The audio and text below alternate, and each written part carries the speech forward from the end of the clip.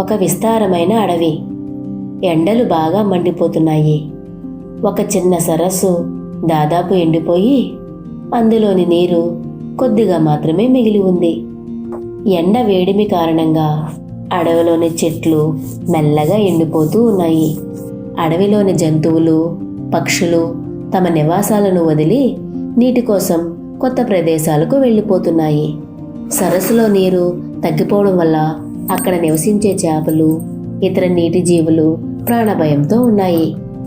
సరస్సు ఒడ్డున ఒక పీత మౌనంగా కూర్చుని ఉంది.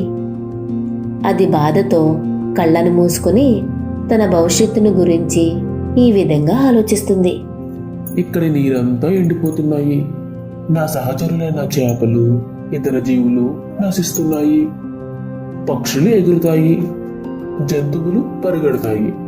కానీ నేను ఎక్కడికి వెళ్ళలేను. నా భవిష్యత్తు ఏమిటో?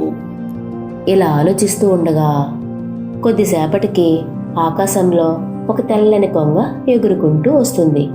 అది ఆకలితో నీటి కోసం వెతుకుతోంది. సరస్సు దగ్గరికి వచ్చి అక్కడ కూర్చున్న పీతను గమనిస్తూ ఇలా ఆలోచిస్తుంది. ఇక్కడికి వచ్చినందుకు నాకు చాలా అదృష్టం. ఈ సరస్సులో చేపలు ఉన్నాయా లేదా అనే విషయం పక్కన పెడితే ఆ పీతను వంచించి తినొచ్చు.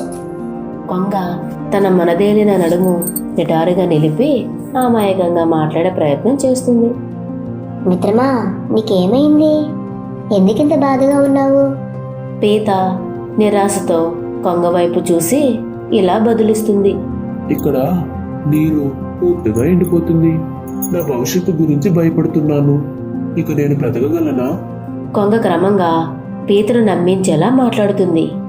ఓహో, చింతించకు మిత్రమా. నువ్వు ఇక్కడ నాశనం అవ్వాల్సిన అవసరం లేదు. నేను నివసించే సరస్సులో నీరు చాలా ఎక్కువగా ఉంది. నీవు నా వీపు మీద కూర్చుంటే నేను అక్కడికి తీసుకువెళ్ళగలను. పీతకు కొంగ మాటలు నమ్మకంగా అనిపిస్తాయి. తనకు జీవితం దొరికినట్లుగా అనిపిస్తుంది. నీ నిజాయితీకి థ్యాంక్స్ మిత్రమా. నన్ను నీ వెంట తీసుకువెళ్ళు. కొంగ తన పొడవైన మెడను వంచి పీతను నెమ్మదిగా తన వీపు మీద కూర్చోబెట్టుకుంటుంది. పీత ఆనందంతో కొంగపై ఎక్కుతుంది. కొంగ ఎగురుతూనే ఉంటుంది. పీత అడవిని, నదులను, కొండలను చూస్తూ ఆశ్చర్యపడుతుంది. వావ్, నేను ఇంతవరకు ఇలాంటి ప్రదేశాలు ఎప్పుడూ చూడలేదు. ఈ కొంగ నిజంగానే నా జీవితాన్ని రక్షించింది. కొంగ ఎగురుతూనే తన మనసులో పీతను ఎలా తినాలి అని ఆలోచిస్తుంది. చివరకు అది తన నివాస స్థలానికి చేరుకుంటుంది. మిత్రమా, మనం దాదాపుగా చేరుకున్నాం. కింద చూసి నా సరస్సును చూడవచ్చు నువ్వు.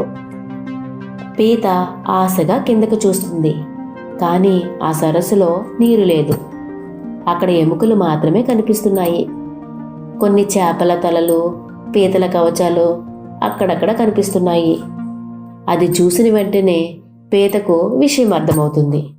ఓ, ఈ కొంగ మోసగాడు. ఇది ఇంతకు ముందు నాకంటే ముందే చాలా చేపలను, పీతలను చంపుతున్నట్టుంది. అది ఆలోచిస్తుండగానే కొంగ గుర్రుగా చూడసాగింది. కొంగ తన ముక్కుతో పీతను పట్టి వదిలేయడానికి సిద్ధమవుతుంది.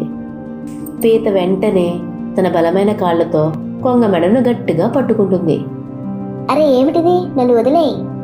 పీత తన బలాన్ని ఉపయోగించి కొంగ మెడను గట్టిగా నొక్కుతుంది.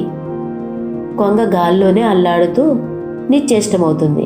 చివరకు అది తన ప్రాణాలను వదులుతుంది.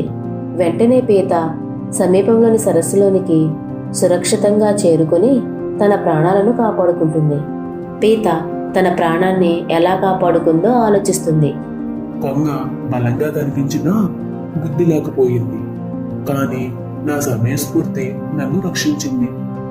ఒకవేళ నేను జాగ్రత్తగా ఆలోచించకపోయి కొంగను నమ్మి ఊరికే కూర్చుంటే నేను మిగతా వారిలాగే దానికో ఆహారమయ్యేవాడిని.